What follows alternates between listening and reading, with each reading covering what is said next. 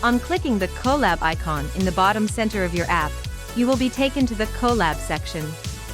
The Kolab section will show you the list of the collabs, that is the collaborations that you are a part of. The Requests section will show you a list of collab requests that you have received from your fellow artists or businesses from the JustKolab community. The Drafts section will have a list of those collab requests that you have initiated and are waiting for approval from the JustKolab team.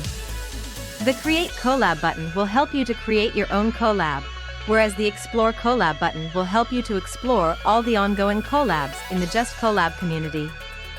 Apart from this, you will see a plus button in the Collabs and Requests section. You can also use this to create a new collab. Thanks for watching the video. Do watch our other help videos to get an idea on how you can use the JustKolab app and our JustKolab ecosystem more effectively.